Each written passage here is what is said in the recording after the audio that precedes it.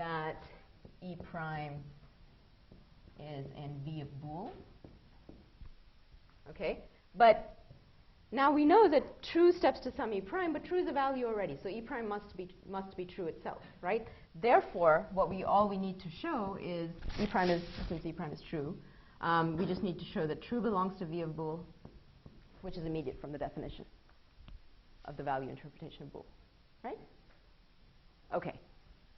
So just wanted to unwind the definitions to show you how that goes. Okay. Now, thinking, should we do? Would you guys like to do the lambda case? How many people did the proof of strong normalization last night, the lambda case? Didn't get that one. Okay. All right. Maybe we should do this then. But you guys, come on, wake up, help me out. I don't like this. This room is way too quiet, way quieter than last year. Benjamin is smiling. All right. Let's do lambda.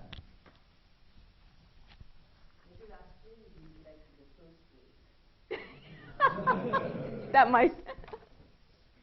Somewhere in the middle last year, too. People are tired. Too much cock hacking. Okay, here we go. Lambda x colon tau dot E. Maybe we just had a better group last year. We just what? Sorry, I didn't catch that. We hadn't what? I missed it. Okay. Sure, I was wrong.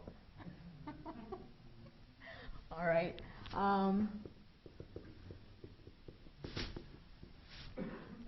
Okay. So we're going to prove this theorem here. By the way, let's just step back for a second, or let me just erase this before we wade any further into proofs. This theorem, right, which says that if E is well typed, then E semantically behaves like it has type tau. I keep using this terminology, semantically behaves like it has type tau, because we're doing a proof of type safety. All right? But when you do anything with logical relations, you're going to see a theorem of this form every single time. Okay? And the general form is, if E is well typed, then it's in the logical relation. What we've done over here is we've built a logical relation. We first explained when closed values and closed expressions belonged to the value and expression interpretations, and then we explained when open terms were in the logical relation. That's what that notation is, all right, if you read it in its most general form. So what this is saying, this theorem, is saying that if something is well typed, then it belongs to the logical relation. This theorem is known as the fundamental property.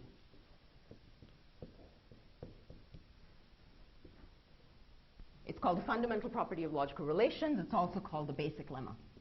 So in papers that you read, you will see it called either one or the other of these.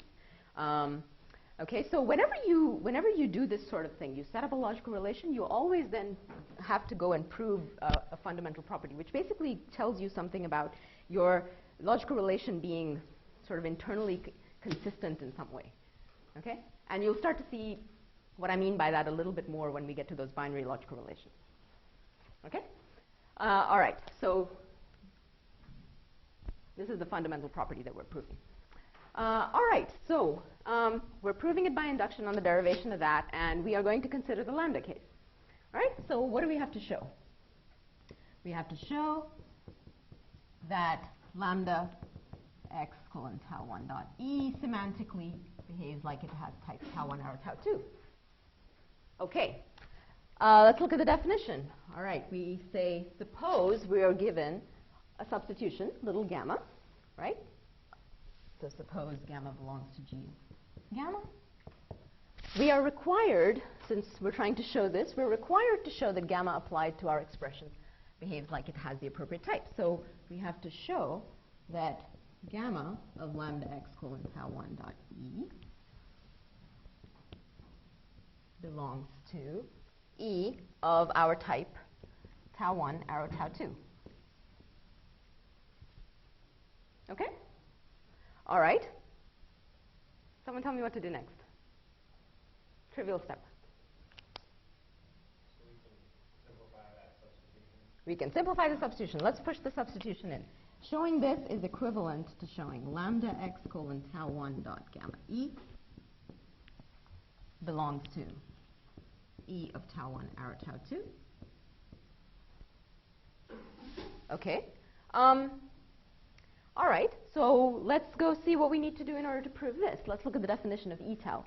Well, we have to say that suppose that our expression steps to some e prime, right? So suppose that this lambda, I'm really spelling it out, steps to some e prime in some number of steps, and e prime is irreducible. And now we have to show that the e prime that we have belongs to v of tau 1 arrow tau 2. This is very much like the true case, right?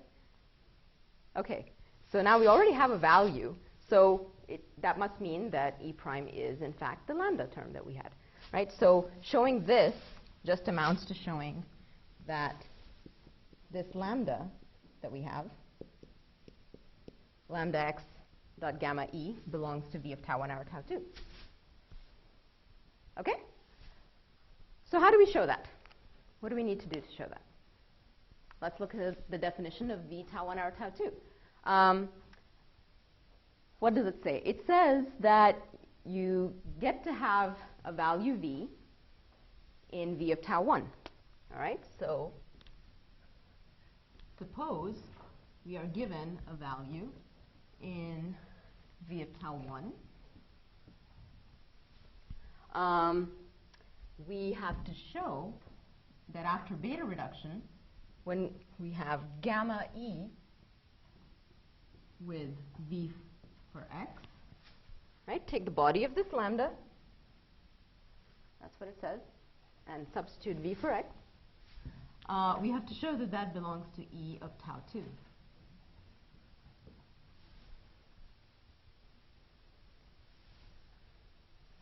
Now what?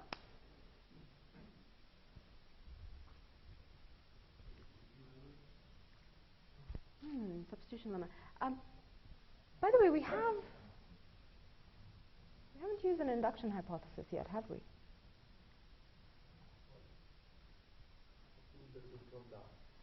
Yes, since I'm pointing at it.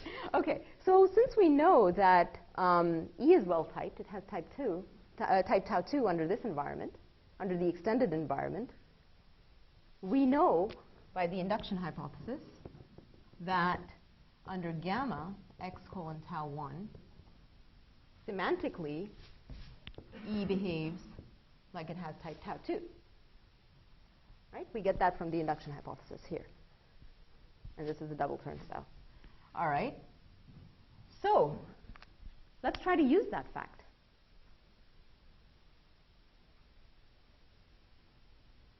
Yes? Create a new substitution by extending gamma with v for x. Okay, so we have gamma, right? And we know that it's in g of gamma. And this v that belongs to v of tau 1. So gamma extended with x maps to v1, what we want is to show that that satisfies the extended environment, gamma with x colon tau 1.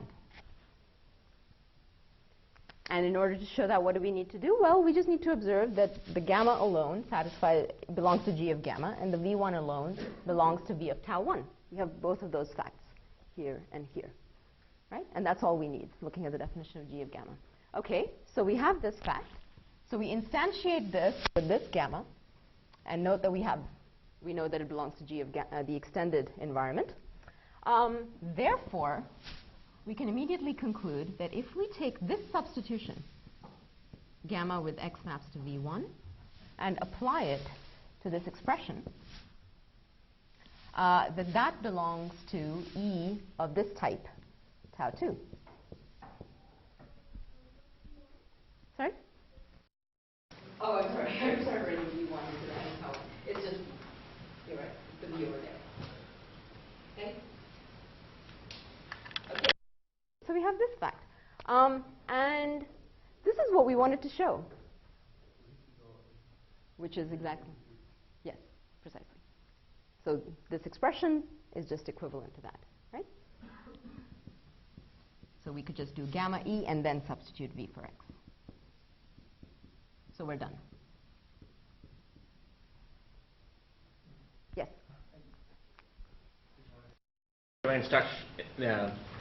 That induction over the types, right? We're doing, wait, for the... Over... We're doing induction over typing derivation. Right? That's what Okay. So tau 2 having... Okay, so the derivation for tau 2 is being smaller type and therefore a subderivation. That's why we get to use that induction hypothesis. I'm just... Yes, exactly. So Yeah. we have a typing derivation that ends with this, right? So the typing derivation that ends with this is a smaller derivation. Yeah. Therefore, we can apply the induction hypothesis to conclude this, right? Okay. But the types don't get smaller when you go up in derivation in the application phase. They don't, no, they don't have to. Well, simply type lambda calculus. But we're not doing induction on the types right now. The bit where induction on types comes in, let's go back and stare at this for a second. This logical relation is defined by induction on the structure of types. Okay? Let's look at why this is well-founded. Here we define bool. We're defining V of bool. That's pretty easy. That's our base case, right? It doesn't use V of bool or V of anything or E of anything, right? Okay. The definition at function types is well-founded because it appeals to V of tau 1, but tau 1 is a smaller type than tau 1 or tau 2. So we're good there. And here it appeals to E of tau 2. It doesn't appeal to V of tau 2, so we're not quite sure yet. So let's go look at E of tau 2. If this was E of tau 2, then that means that it appeals to V of tau 2. But V of tau 2 is smaller than V of tau 1, right? Tau 2 is smaller than tau 1 or tau 2. So it's well-founded. Yes? So I guess to help coming up, when we go to recursive types, is it which part of this breaks down? Is it just well-foundedness that you just described, or is it the induction on the derivation? It is the definition itself. Okay. It will be in the definition of recursive types. Yes? There's something stopping us from defining V and E as inductive version with rules. With rules? You mean, yeah, sure. That's absolutely fine. That's just a stylistic way of, however you want to write it. Absolutely. Well, it's a bit philosophical. If you try to define this as an inductive definition with rules in core, it will fail because there is a non-negative, a non-strictly positive occurrence there. Yes. Ready? Yes. So you really have to define it as by using by structural recursion over the types in a system like core. Yes, and for that I'm going to refer you to, there's a chapter on normalization for simply type lambda calculus in software foundations. Chapter that in full macro. Okay? And he goes through all the details of how you would formalize strong normalization from yesterday. And the same idea applies to all of the logical relations that we talked about. Okay. All right. So we've done the lambda case. This is actually the shorter case. The application case is a little bit longer. So homework for tonight. Okay? Try it out at least, just so, because you can't really understand logical relations properly unless you at least step through one or two proofs of at least a couple of cases. Yes?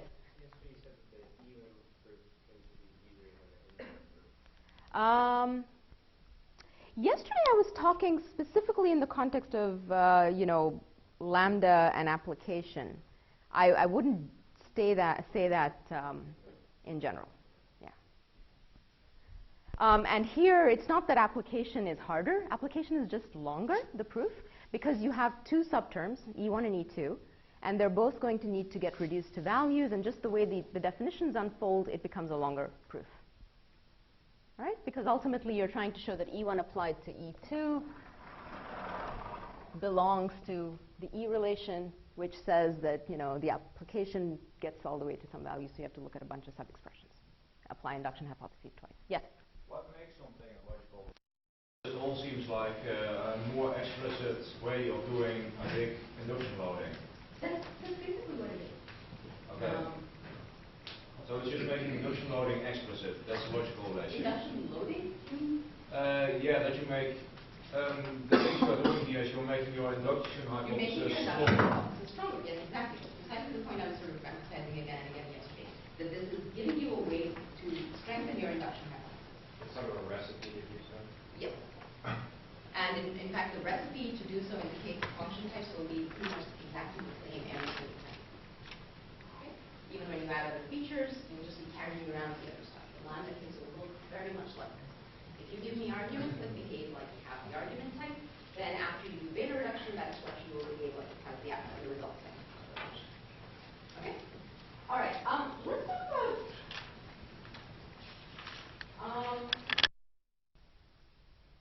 we'll come back to that. Okay, so what I want to do next is talk about recursive types.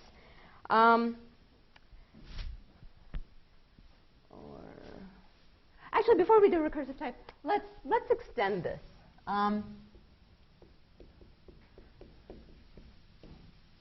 Suppose that we added pairs to our simply typed lambda calculus. Okay? We're going to add pairs. We're going to add expressions of the form first E, second E for projections. Of course, we'll have pairs E1, E2. The value forms will add V1, V2, and all the appropriate typing rules that you expect. All right? And again, small step evaluation semantics. So I want to write down, I want to extend my logical relation with pairs now. So when do values belong to the type tau1 cross tau2?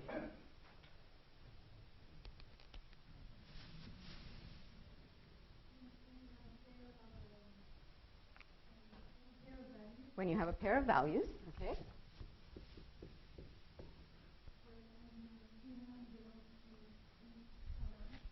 Right. V1 belongs to V tau1, and exactly V of tau2. It's a pretty simple extension. Nothing else changes, right? We've sort of modularly, we've separated out the case for expressions and so on. None of that is affected. So a pair of values belongs to the type, behaves like it has type tau1 cross tau2 if V1 behaves like it has type tau1 and V2 behaves like it has type tau2. How about sums? Tagged sums. So let's say we add in left, in right, in left E, in. That's the point I was trying to make. So let's ignore sums for a second. We haven't done E of tau1 cross tau2. We don't have to, right? Because we generically defined the E relation for any arbitrary type.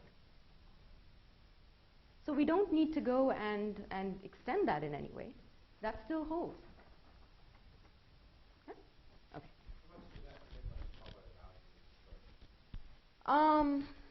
For the pair extension, not at all. There are certain places where, of course, once we add something like, in fact, when you add recursive types, the E relation will change because the whole model, the whole logical relation changes. It needs to get richer. Another time the whole logical relation changes is when you add mutable references. Okay, the whole logical relation, the structure sort of changes because you need to track more information essentially.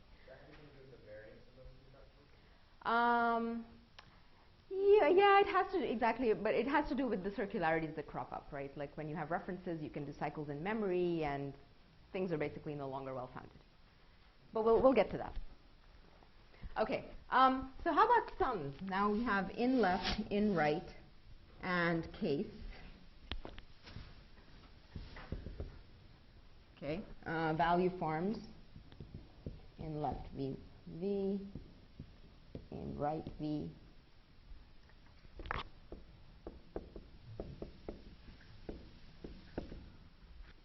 When does a value belong to a sum type? Behave like it has a type tau1 plus tau2? There are two cases. Okay. Why are there two cases? There are two different possibilities of what value you can have, right? So a value can have this type if it's, let me write it here, if it's in left of V, let's write V1, right? Or if it's in right of V2. Okay, so when does in left of V1 behave like it has type tau1 plus tau2?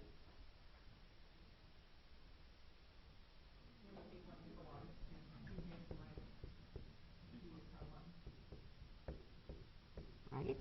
And then we just need to union that with in right V2.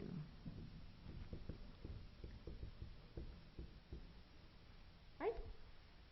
So it's quite straightforward. Yes? Would it be correct V of T1 by E of T1? V of T1 with E of T1?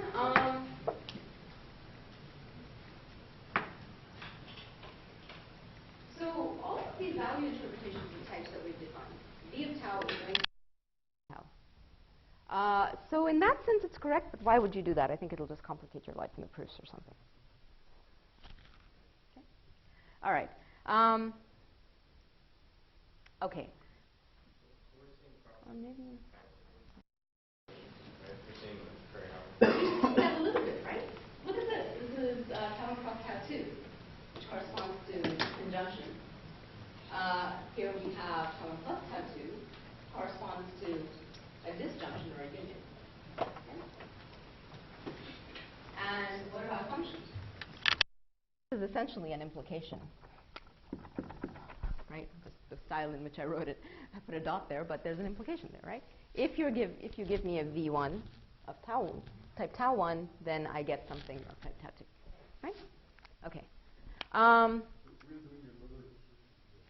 We're doing a model construction, exactly. We're just interpreting types as sets. Okay. All right. So now let's add recursive types. So how many people here are familiar with recursive types and fold and unfold? Isorecursive from TAPL. Okay, maybe I should ask how many are not, because I just want to know if I should spend 5 minutes. Okay, I'll spend 5 minutes. All right, so recursive types. All right, so the reason we want to add recursive types to our language is because we want to be able to encode things like lists and trees. Okay.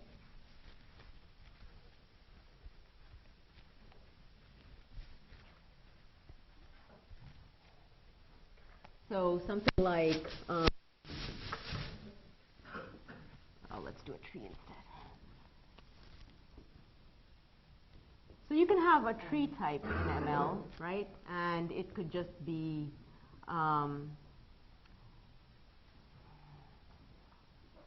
empty, or it could be a leaf, or it could be a node of a tree cross tree cross int. Let's say we're storing integers in the nodes, right? So if we tried to do that in our simply typed lambda calculus, what we'd kind of like is to be able to write down definitions like a tree is either nil, is either a leaf. So let's represent that with the unit type. I'm going to write 1 for unit type. Everyone okay with unit types? Okay. All right. Or I'm going to use a sum type here. So it's either unit for a leaf, or it's a node. So it's a tree cross int, right? So this type clearly, I mean, we're defining a tree in terms of itself, right? This is clearly a recursive definition. So if it's a recursive definition, it would be what we basically need to do. Well, okay, let's understand the recursive definition for a second. Let me just write alpha for tree, so I don't have to write out tree for every single time. So what this definition is saying, basically, is that tree is equivalent to this definition. So unit plus alpha cross int. Product type has priority, so I'll leave out the braces. So this is equivalent to this, right? And it's equivalent to if I basically take this whole equation and substitute it for alpha on this side, right? So we want, for this alpha, we want to be able to substitute unit plus alpha cross int times, again, for this alpha, we can again substitute the whole, we would again substitute the whole thing, so unit plus alpha cross int on the outside. So basically, keep substituting for alpha, right? That's what this definition is shorthand for. Every occurrence of tree here, you basically substitute the whole right-hand side for that occurrence of tree again, right? And ultimately, the trees that we're interested in, we could continue this process in the limit, right? And we get an infinite tree, right? Okay. So what we want is we basically want to take, this is a recursive definition, we want to take a least fixed point. So for the tree here, let's try, everyone okay with fixed points? Sort of? Okay. All right. So let's write down the function f of alpha, whose fixed point we need in order to get a tree. Basically, it should be, well, let's write it like this.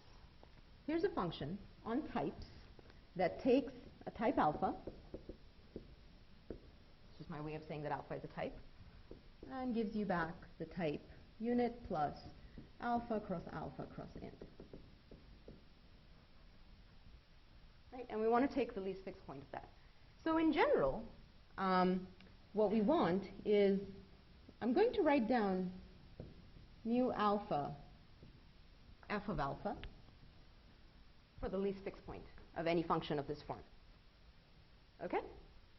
So if this is the least fixed point of a function that takes a type alpha, then by definition that means that it is equal to f of mu alpha, f of alpha.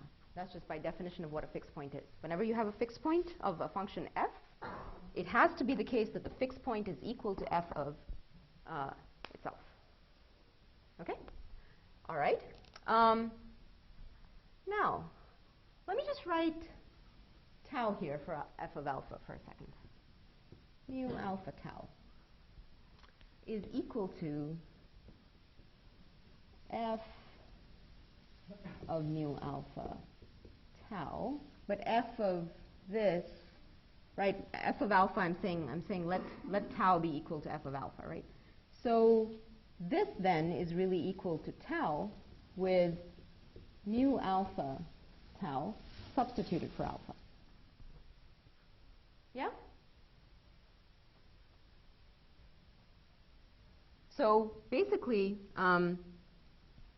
what I'm saying is let's posit the existence of a fixed point, all right, at the type level, and we're going to write it down as mu alpha tau.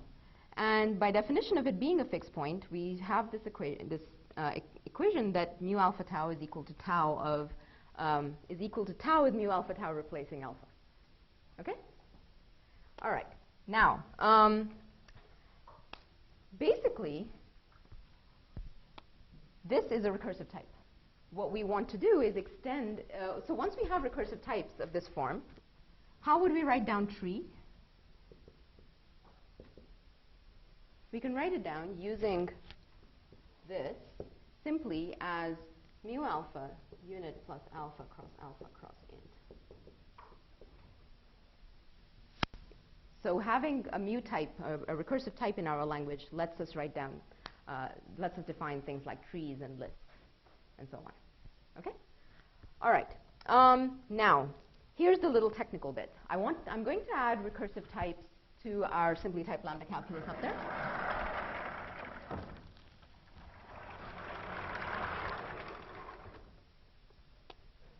So I'm going to add alpha type variables to my type language, and I'm going to add recursive types mu alpha tau.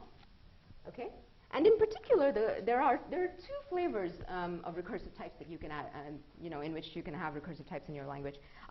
So one is iso-recursive types. Iso-recursive types is when this equation, let's just ignore this. Let me write it here for clarity. You can view this equation here as an isomorphism or as an equivalence. All right? And that essentially leads to two forms of recursive types that you can add to your language. So if you view it as an isomorphism, then that means that you need some sort of operation in your language to witness that the view is changing. So you have something of this type, and you wish to treat it as something of this type. You need to do something in order to shift the view. And we call that, we can call it an unfold operation or an unroll operation. It just unfolds the type in a sense for you. All right? And we have a fold operation that goes in the opposite direction. So fold and unfold witness this isomorphism. They allow you to shift views between these two types. There's another way of doing recursive types, which is where you don't treat this equation as an isomorphism. Rather, you treat it as an equivalence. That's called equirecursive types. Okay, so isorecursive types and equirecursive types. We're not going to do equirecursive types. In equirecursive types, you don't need the operations. You treat it as an equivalence, and the type system basically has to do inference of about when you're shifting views. But I won't go there. Okay, so what we're going to do is add some operations. We're going to add fold E and unfold E to our language. And I'm going to erase the evaluation context we have here just so I have more room. Okay, so value forms. We are going to add fold V as a value form here. And this will become clear in a second. And so notice here, I should make this point before I move on. Fold is an operation that, given an expression of type, of the expanded type, tau with mu alpha tau for alpha, gives you back an expression of the type mu alpha tau. And unfold goes in the opposite direction. Okay? So fold expressions will have type mu alpha tau, and unfold expressions will have the type tau with mu alpha tau for alpha, the expanded type. Okay? All right. In terms of evaluation context, we have the stuff before, and now we want to evaluate under the fold or the unfold till we get a value. So we have fold E, unfold E. Okay, and in terms of reduction rules, we add the following. When you unfold, so you get this down to a value, right? Sorry. Unfold, you get this down to a value. What value can be sitting over? Oh, I should show you the typing rule first. Let's go look at the typing rule first. All right. So under gamma, fold E has type mu alpha tau if E has type tau with mu alpha tau for alpha. That's the point I was trying to make over there. And unfold is the converse. Unfold E has type tau with mu alpha tau for alpha if E has type mu alpha tau. So this expands the type and this sort of contracts the type, rolls it back. Okay. So in terms of the operational semantics, the only reduction rule we need to add over here is when we have an unfold of a fold V. And that simply steps to V. Okay? Yeah? Yes,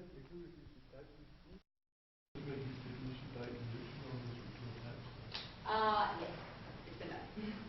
I mean, not as exactly as it's on board right now, but everything that I'm going to show you with a slight tweak works for every person. Okay. All right. So reduction rules, we've added the typing rules we need, we've added that. That's about it. Okay, so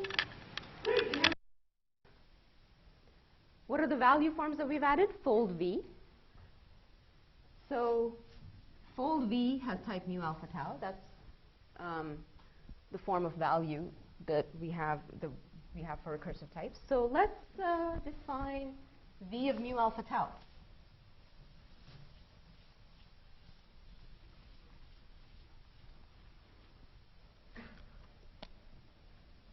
What values belong to V of mu alpha tau? Yeah? Like, why did we need to add fold, unfold, V? I mean, why do we only need to add this direction? Oh, fold, unfold V? Because the fold is, if we have a fold E, yeah. then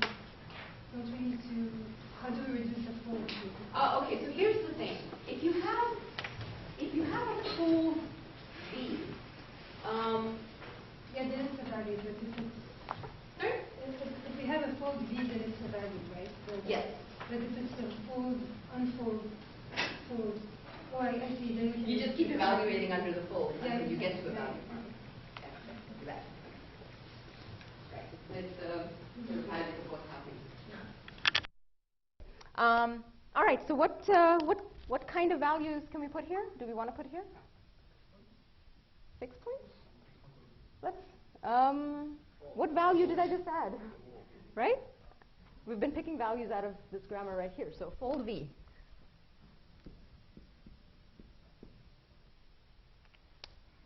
Okay. When does a fold V behave like it has type? It has this recursive type mu alpha tau. Let's go and look at the typing rules for a hint. If we had a fold V, the underlying V should behave like it has type tau with mu alpha tau for alpha. Yeah? So why don't we just say that? That's basically what we want. We want to say that V behaves like something of type tau with mu alpha tau for alpha.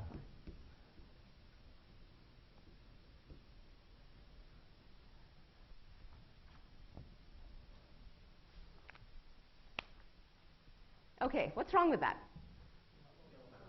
It's ill-founded, right? We are trying to define the interpretation of this type, but inside the definition, we are using the definition for a larger type.